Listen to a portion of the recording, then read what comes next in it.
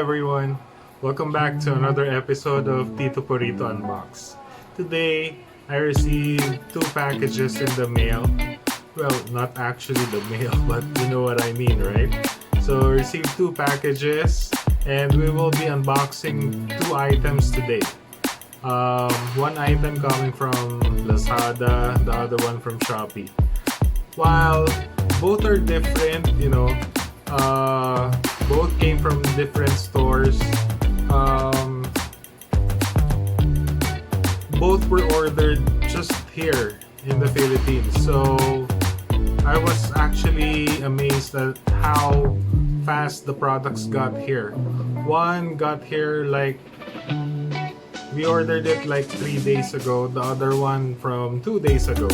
So today it arrived in the mail. And those items are, the first one is an LED digital alarm clock. Yan. And the other one is, a smart bracelet or a smartwatch or a fitness watch. So yeah. So we'll be unboxing 2 items. Both items are very functional, and if used right, it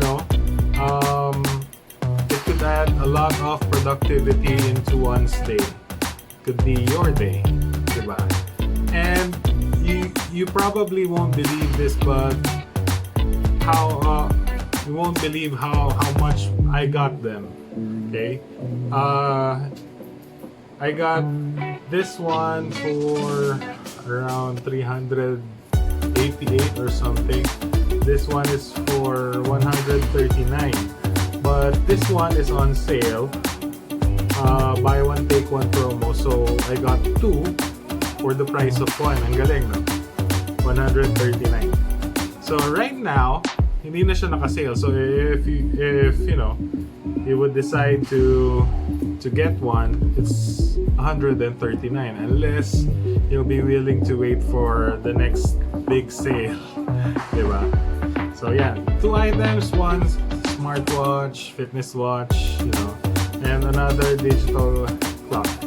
Yan yung mga i-unbox natin today. Tingnan natin if it's worth our money. Tara! Hi guys, so let's proceed with our unboxing. Tingnan natin muna ito, yung smart bracelet. This one we ordered sa Lazada, Shopee. Ito Shopee to. So when it arrived, ganito na talaga siya, yung state of calamity. Kita nyo naman how the packaging is. Walang tape. Ganito na siya talaga. Diba? So yan, tingnan natin what's inside. Yan.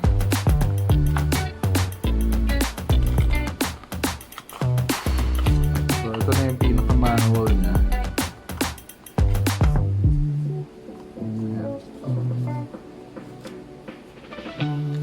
So one side written in English, the other in Chinese, I think.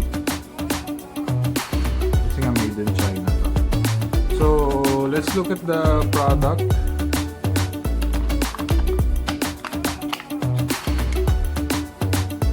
So ito na yun, main unit. Okay.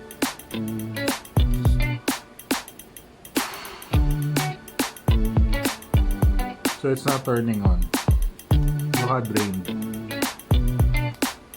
Yan. So the unit itself, walang ports. Ito lang charging, I guess. So ito na yun, pinaka charger niya. Wala siyang cable or what. So yan, ipapasok mo lang siya pag ganito. I think pag ganito. Pabaliktad. Hindi ko na muna ipapasok ng todo kasi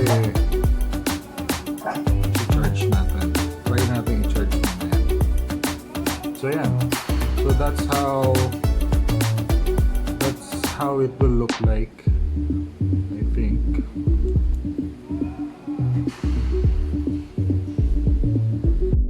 So yan. So let's say gagamitin natin siya. So pag ganito siya, pasok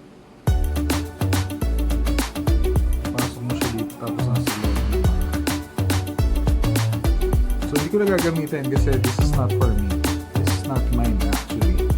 This is a sponsored product. Ginawan lang natin ang unboxing. So again, wala siyang kasamang kahit na anong cable. Ito na yon. Okay? So i-try nating i-charge. So it will work sa kahit na anong adapter. Cellphone, basta meron siyang USB. So ayan. That's it. And then ipa-plug lang natin siya sa power outlet. And good thing meron tayong power outlet dito.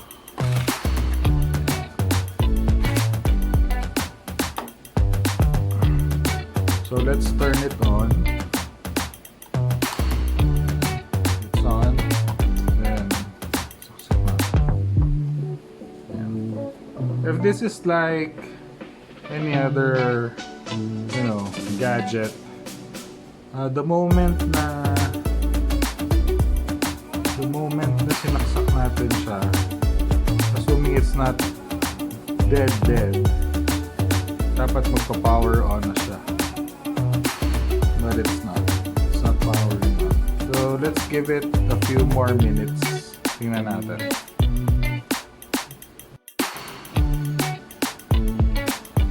So ayan, medyo matagal na, hindi pa rin siya nagpa-power on. I'm actually losing faith on this product na. Well, if hindi talaga siya gagana, I might have to, I will definitely return this to the seller. So hindi natin matetest kung gumagana siya, but for almost 400 pesos sa build niya, what can I say? Well, actually 400 pesos is, hindi na siya ganun kabiro, diba? It's 400 pesos. And lalo na kung makakatanggap ka ng product na ganito, na hindi gumagana. Yun kasi yung pinaka-ayoko yung sobrang anticipation mo for something, and then when you receive it, it's not working. So yun yung risk that every online seller has to experience. At one point or another, experience natin lahat yun. So again, I'm not happy with the packaging. Grabe. If you just can see. Yan. I'm not happy with the build for 400 pesos. Too bad hindi natin makikita yung technology sa loob kasi ayoko nang bulat-latin. Baka mas lalong ma-void yung yung warranty. So, ayan. Hindi ako happy sa accessories kasi ito na lang yun. But the plastic or the rubber, I think okay naman. Okay naman siya. Okay, hindi ko lang alam kung tatagal siya with, everyday wear and tear. I bought this kasi meron siyang BP function. It can read your heart rate, it can read your oxygen level sa blood, and the BP. I don't really care about all the other function. Yun lang sana. That is the only reason why I bought this. So ayan, so be careful guys. 400 pesos to 400 pesos, diba? So if you're looking for a cheap watch that can provide you with a BP reading, sayang to, sayang. Ayan, so ito will go back or whatever. Basta I'm really not happy with this. So let's proceed with the next one.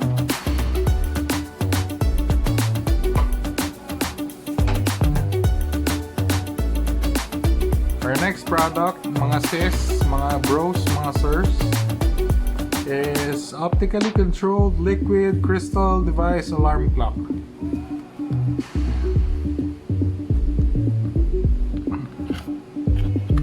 And it's color pink. Ayan.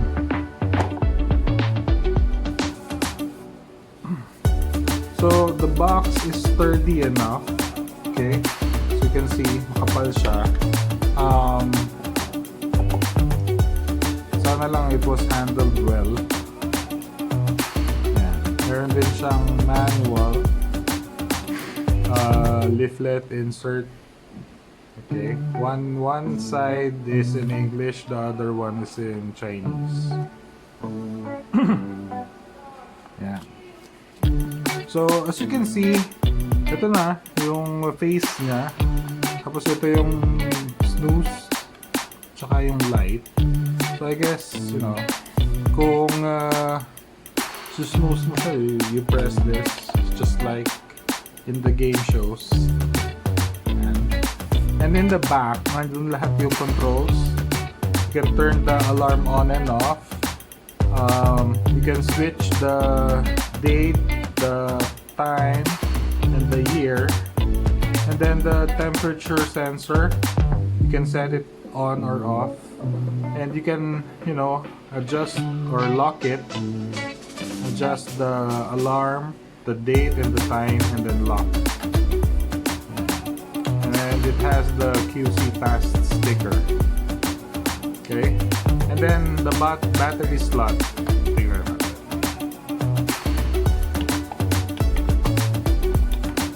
There.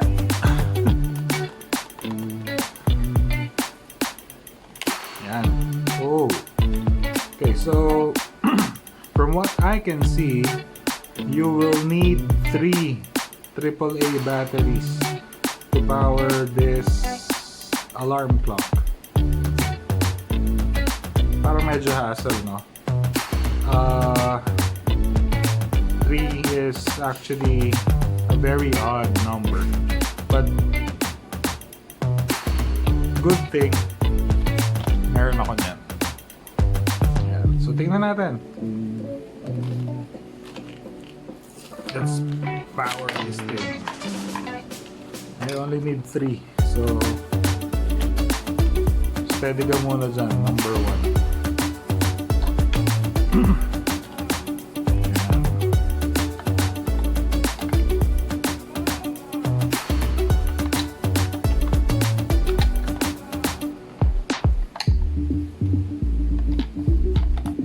Good.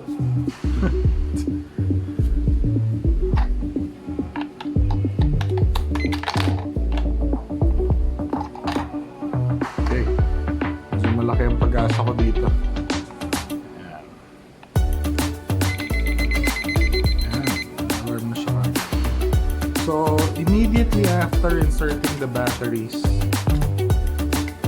mache-check mo na kagad if it's working kasi nag-alarm na siya kagad. So, ayan. It says right here it's 12. So, we can set this. So, set natin. Time muna. Ayan, time. So, the hour. What time is it? What time is it? It's 9:12. So 9, then 12.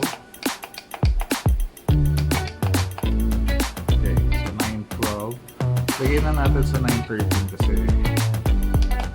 ano pa tayo. Ayan.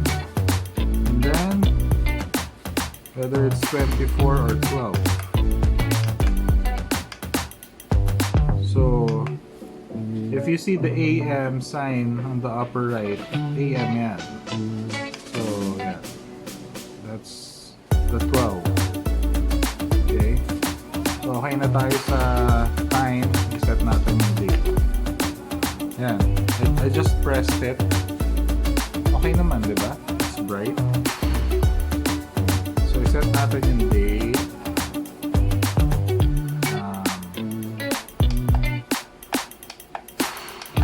Now is the 14th.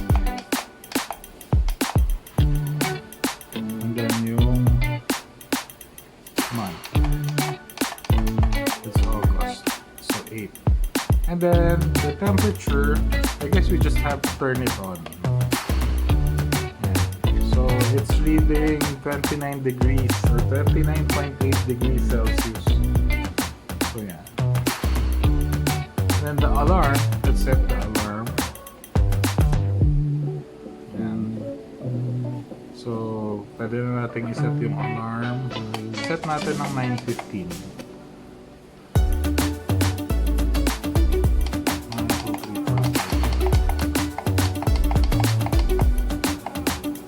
9:16, and then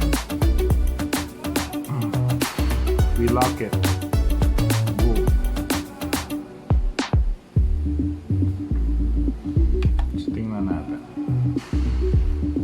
So wala siyang volume control kasi for the alarm. So I guess it's just, you know,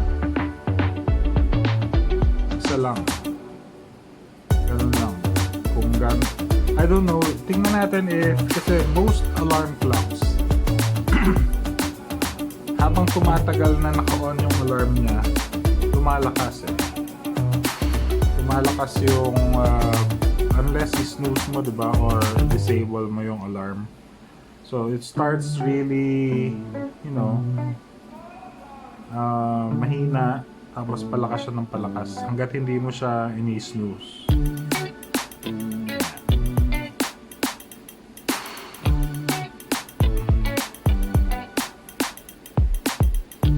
So again, for the price, I'm really loving the product. It's $139. Diba? Compared dun sa una nating in-unbox. So yan. Yan na. So you can see it's 9:16. So nag-alarm na siya. It starts with beeping. Yan na. Nag-double step na siya. Diba?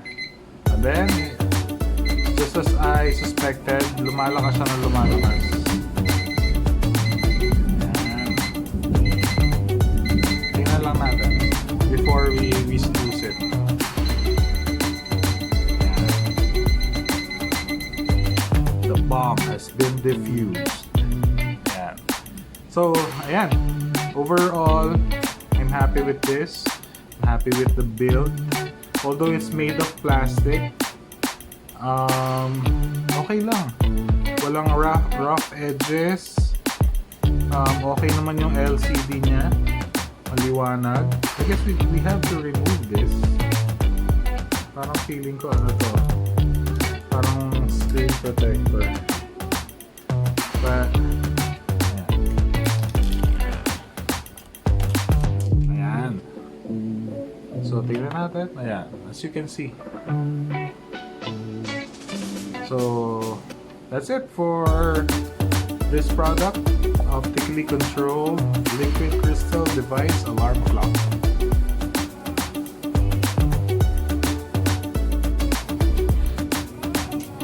So, ayan. Nakita natin the unboxing. Too bad that the smart or the fitness watch or the smartwatch was, you know, hindi gumagana. So So I actually tried every possible way to turn it on, and I already contacted the seller, and she insisted that you have to charge it for like 2 hours, and I did that, but still wala. So I contacted her again, but no response. So ayun. So I placed the item on dispute.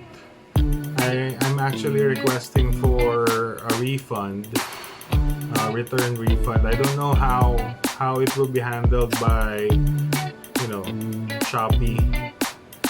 But good thing, you know, pampalubag loob, the digital alarm clock is functioning real well. It was, you know, it was bright, it was loud, you know. If you're a person like me na mahirap gisingin, well, this item is a must-have kasi it is uber loud. You won't miss an appointment. Just make sure na, you know, i-set mo yung tama yung alarm clock. Kasi what happens to me, sometimes, most of the time, nasa-set ko yung alarm clock ko, mali yung time. Minsan tama yung time, pero instead na AM, PM, instead na PM, AM. So, you know, well, you know, we could just use the standard alarm clock that our phone has. Pero it's not, I don't think it's as loud as this one. So, ayan. So, di ba, you know, well, sa movies, ayun yung pag gumising na ang gano'n, yung bangon ka ganyan, tapos tatap mo yung alarm clock mo. Di ba? Ayun. So that's +1 for a shop in Lazada. And 0 for the shop from Shopee. Well, ordering online is always a gamble, especially for the buyer. Okay, minsan gamble din ang seller, but most of the time buyer talaga ang nagagamble dyan. Kasi ito lang, real talk. When you see a product that is well advertised, na ang ganda-ganda sa picture, tapos when you see it up close, parang nakaka-disappoint, diba? Although it's, you know, below 500 pesos, but still, a peso is a peso, especially for Tito Poorito, right? So yan. Tingnan natin yung strong points nito. Strong points ng digital alarm clock. Mamaya na yung sa smartwatch, hindi naman natin na testing eh. So, number 1 again, price. Number 2, it serves its purpose. It's bright, it's loud, it tells you the time. Actually, meron tong temperature function.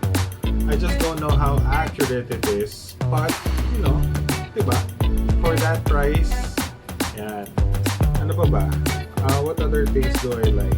Yun nga, when it comes to the seller, it's well packaged. It was delivered on time.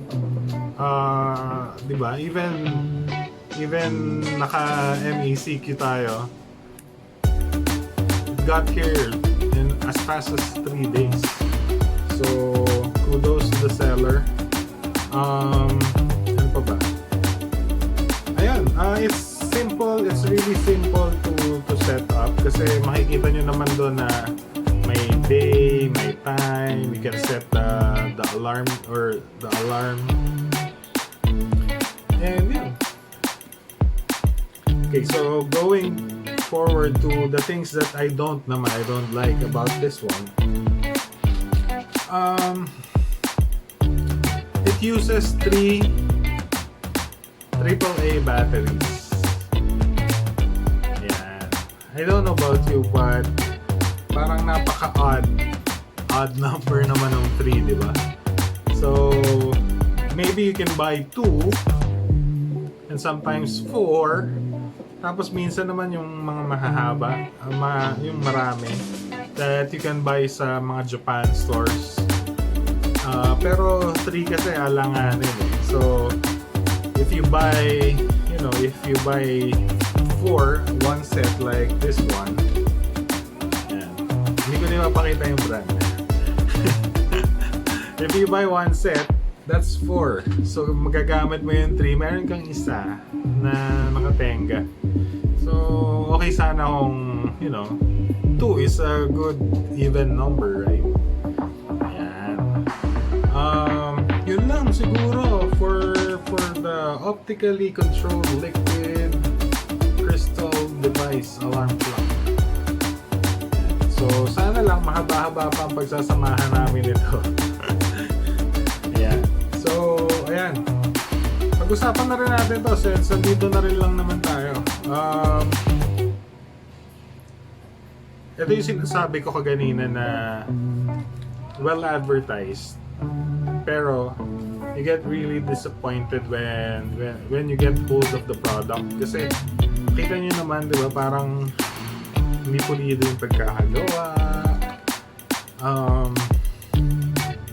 Ayun, sayang.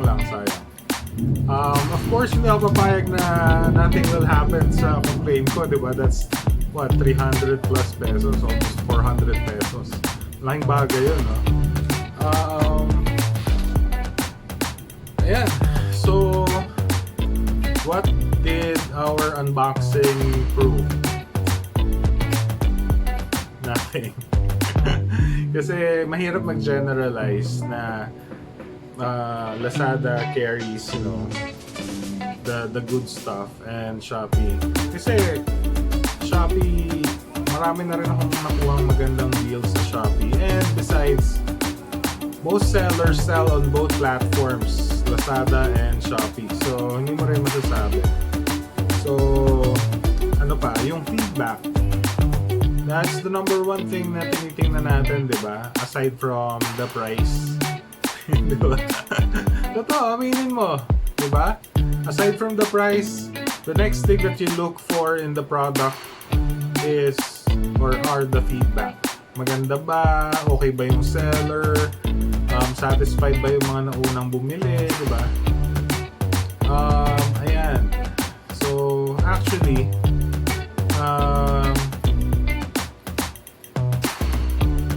dito sa smartwatch, positive lahat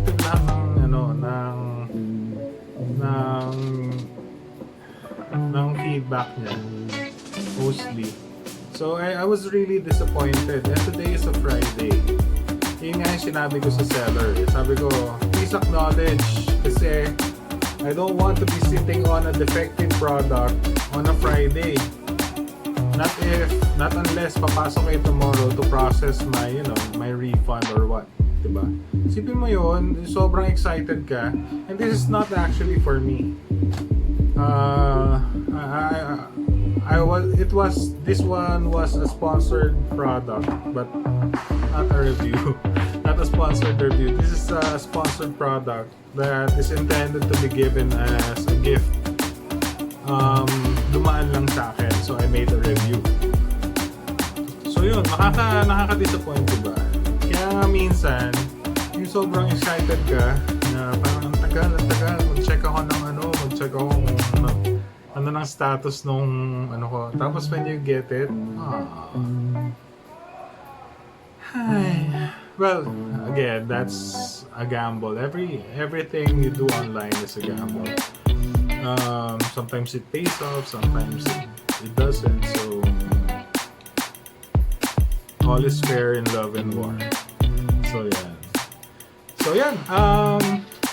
Nakita natin yung dalawang products and sayang lang, di ba? As I said earlier, kung gumana lang pareho, sobrang laki na maitutulong nito sa productivity mo. Isipin mo, you can wake up on time, you can track your workouts, the number of your steps. Diba? Pagka mga ganyan, gaganahan kang mag-workout, maglakad, mag-jogging. Excuse me po. Ayun. Buti na lang, naka 1 out of 2 tayo. So, pwede na rin. I always like to look at things as, the glass is half full. Well, I'm trying to, diba? So yun, I hope you guys learned something from this video. If you do, follow, subscribe, whatever, diba? I'm on Facebook, Instagram, Twitter, and YouTube. And I also have my own website. It's michaelcoronel.com. So yun, see you guys. Nothing else to do but, see you on the next video, right? Bye!